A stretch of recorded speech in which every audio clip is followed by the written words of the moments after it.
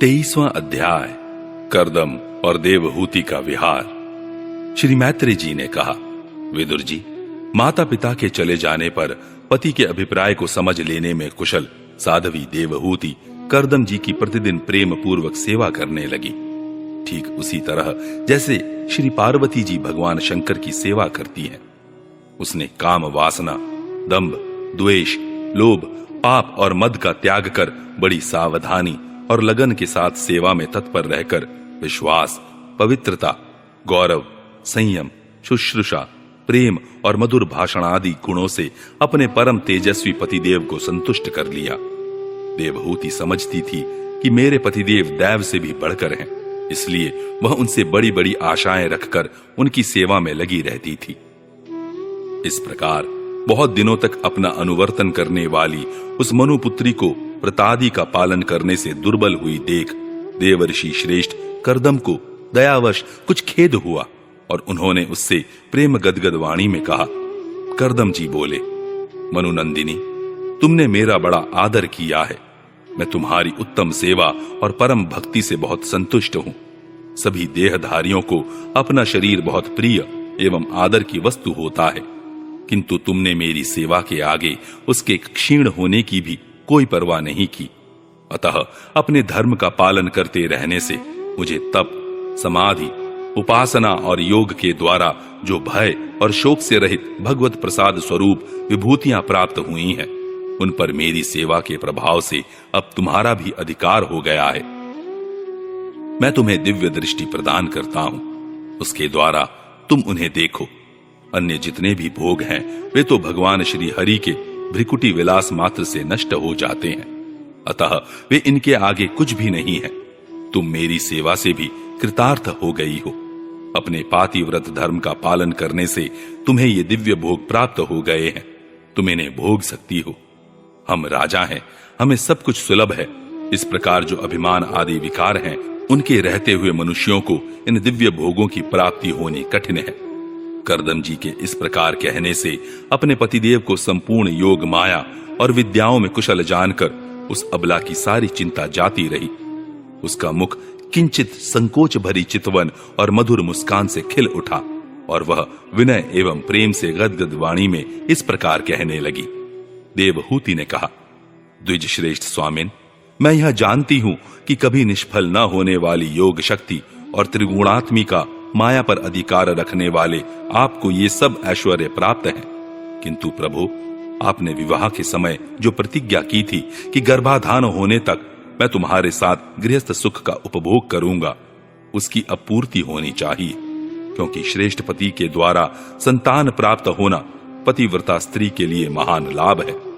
हम दोनों के समागम के लिए शास्त्र के अनुसार जो कर्तव्य हो उसका आप उपदेश दीजिए और उपटन, गंध, भोजन आदि उपयोगी सामग्रियां भी जुटा दीजिए, जिससे मिलन की इच्छा से अत्यंत दीन दुर्बल हुआ मेरा यह शरीर आपके अंग संग के योग्य हो जाए, क्योंकि आपकी ही बढ़ाई हुई काम वेदना से मैं पीड़ित हो रही हूं। स्वामिन, इस कार्य के लिए एक उपयुक्त भवन तैयार हो जाए, इसका भी विचार कीजिए।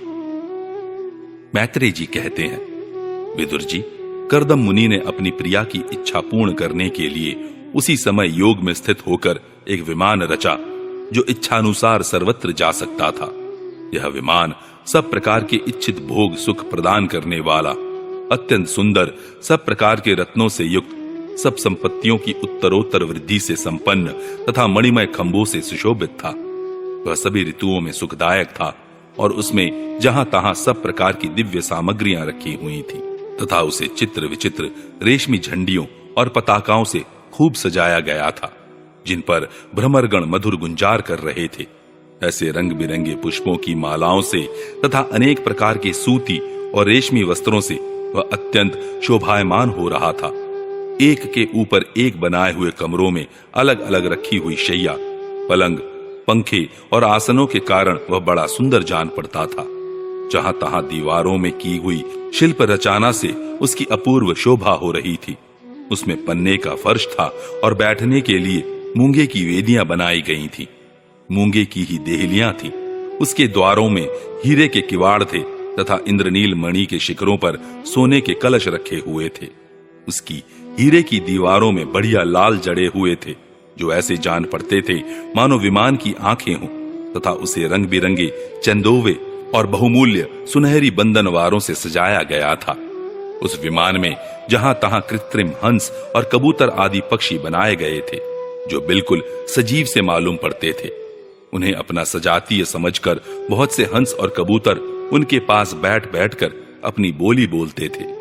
उसमें सुविधानुसार क्रीड़ा स्थली, शयन गृह, बैठक, आंगन और चौक आदि बनाए गए थे, जिनके कारण वह विमान स्वयं करदम जी को भी विस्मित सा कर रहा था। ऐसे सुंदर घर को भी जब देवहूति ने बहुत प्रसन्न चित्त से नहीं देखा, तो सबके आंतरिक भाव को परख लेने वाले करदम जी ने स्वयं ही कहा, भीरू, तुम इस बिंदु सरोवर में स्नान करके विमान पर चढ़ जाओ। यह विष्णु भगवान का रचा हुआ तीर्थ मनुष्यों को सभी कामनाओं की प्राप्ति कराने वाला है। कमल लोचना देवहूति ने अपने पति की बात मानकर सरस्वती के पवित्र जल से भरे हुए उस सरोवर में प्रवेश किया। उस समय वह बड़ी मैली कुचैली साड़ी पहने हुए थी। उसके सिर के बाल चिपक जाने से उनमें लटे पड़ गई थी। शरीर में मैल जम गया था तथा स्तन कांतिहीन हो गए थे। सरोवर में गोता लगाने पर उसने उसके भीतर एक महल में 1000 कन्याएं देखी। वे सभी किशोर अवस्था की थीं और उनके शरीरों से कमल की सी गंध आती थी। देवहूति को देखते ही वे सब स्त्रियां सहसा खड़ी हो गईं और हाथ जोड़कर कहने लगी, हम आपकी दासियां हैं, हमें आज्ञा दीजिए, आपकी क्या सेवा करें। विदुर जी, तब स्वामिनी को सम्मान देने वाली उन रमणियों ने बहुमूल्य मसालों तथा गंध आदि से मिश्रित जल के द्वारा मनस्विनी देवहूति को स्नान कराया तथा उसे 2 नवीन और निर्मल वस्त्र पहनने को दिए। फिर उन्होंने यह बहुत मूल्य के बड़े सुंदर और कांतिमान आभूषण, सर्वगुण संपन्न भोजन और पीने के लिए अमृत के समान स्वादिष्ट आसव प्रस्तुत किए। अब देवहूति ने दर्पण में अपना प्रतिबिंब देखा तो उसे मालूम हुआ कि वह भांति भांति के सुगंधित फूलों के हारों से विभूषित है, स्वच्छ वस्त्र धारण किए हुए है। उसका शरीर भी निर्मल और कांतिमान हो गया है तथा उन कन्याओं ने बड़े आदर पूर्वक उसका मांगलिक श्रृंगार किया है। उसे सिर से स्नान कराया गया है। स्नान के पश्चात अंग अंग में सब प्रकार के आभूषण सजाए गए हैं तथा उसके गले में हार हुमेल, हाथों में कंकण और पैरों में छमछमाते हुए सोने के पायजेब सुशोभित हैं। कमर में पड़ी हुई सोने की रत्न जटित करधनी से, बहुमूल्य मणियों के हार से और अंग अंग में लगे हुए कुंकुमादि मंगल द्रव्यों से उसकी अपूर्व शोभा हो रही है। उसका मुख सुंदर दंतावली, मनोहर भौहें, कमल की कली से स्पर्धा करने वाले प्रेम कटाक्षमय सुंदर नेत्र और नीली अलकावली से बड़ा ही सुंदर जान पड़ता है। विदुर जी, जब देवहूति ने अपने प्रिय पतिदेव का स्मरण किया तो अपने को सहेलियों के सहित वहीं पाया जहां प्रजापति करदम जी विराजमान थे। उस समय अपने को सहस्त्रों स्त्रियों के सहित अपने प्राणनाथ के सामने देख और इसे उनके योग का प्रभाव समझकर देवहूति को बड़ा विस्मय हुआ। शत्रु विजय विदुर, जब करदम जी ने देखा कि देवहूति का शरीर स्नान करने से अत्यंत निर्मल हो गया है और विवाह काल से पूर्व उसका जैसा रूप था उसी रूप को पाकर वह अपूर्व शोभा से संपन्न हो गई है। उसका सुंदर वक्ष स्थल चोली से ढका हुआ है। हजारों विद्याधरियां उसकी सेवा में लगी हुई है तथा उसके शरीर पर बढ़िया बढ़िया वस्त्र शोभा पा रहे हैं। तब उन्होंने बड़े प्रेम से उसे विमान पर चढ़ाया। उस समय अपनी प्रिया के प्रति अनुरक्त होने पर भी करदम जी की महिमा कम नहीं हुई। विद्याधरियां उनके शरीर की सेवा कर रही थी। खिले हुए कुमुद के फूलों से श्रृंगार करके अत्यंत सुंदर बने हुए वे विमान पर इस प्रकार शोभा पा रहे थे मानो आकाश में तारागण से घिरे हुए चंद्रदेव विराजमान हो। उस विमान पर निवास कर उन्होंने दीर्घ काल तक कुबेर जी के समान मेरु पर्वत की घाटियों में विहार किया। ये घाटियां 8 लोकपालों की विहार भूमि है। इनमें कामदेव को बढ़ाने वाली शीतल मंद सुगंध वायु चलकर इनकी कमनीय शोभा का विस्तार करती हैं तथा श्री गंगा जी के स्वर्गलोक से गिरने की मंगलमय ध्वनि निरंतर गूंजती रहती है। उस समय भी दिव्य विद्याधरियों का समुदाय उनकी सेवा में उपस्थित था और सिद्धगण वंदना किया करते थे। इसी प्रकार प्राण प्रिया देवहूति के साथ उन्होंने वैश्रम्भक, सुरसन, नंदन, पुष्पभद्र और चैत्र रथ आदि अनेकों देवोद्यानों तथा मानस सरोवर में अनुराग पूर्वक विहार किया। उस कांतिमान और इच्छानुसार चलने वाले श्रेष्ठ विमान पर बैठकर वायु के समान सभी लोकों में विचरते हुए करदम जी विमान विहारी देवताओं से भी आगे बढ़ गए।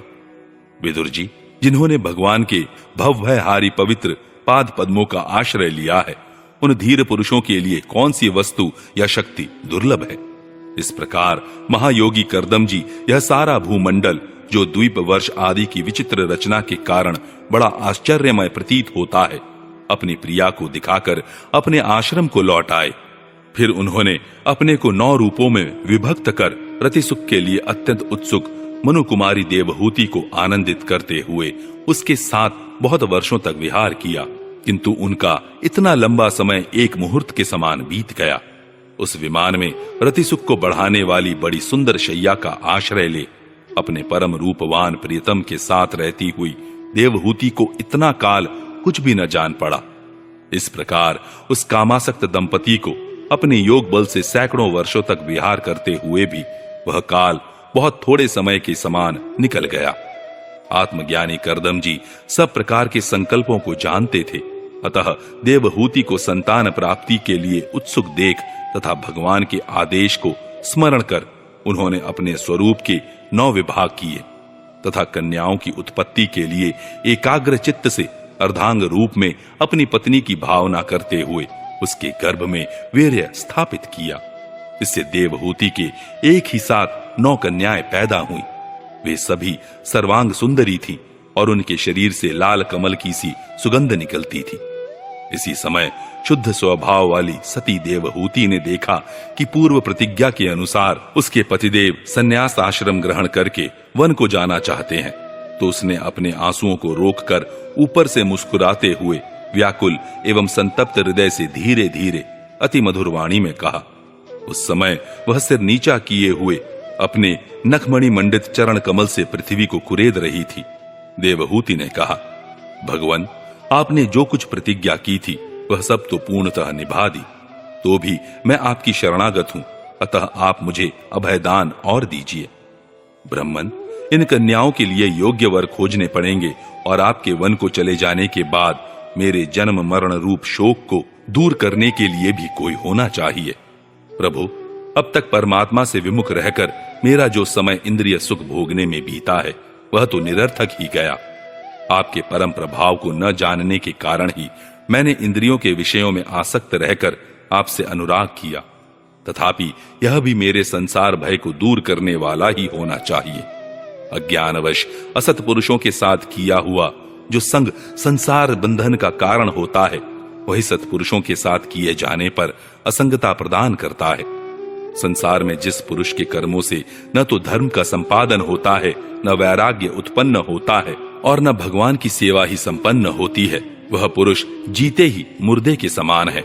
अवश्य ही मैं भगवान की माया से बहुत ठगी गई, जो आप जैसे मुक्तिदाता पतिदेव को पाकर भी मैंने संसार बंधन से छूटने की इच्छा नहीं की।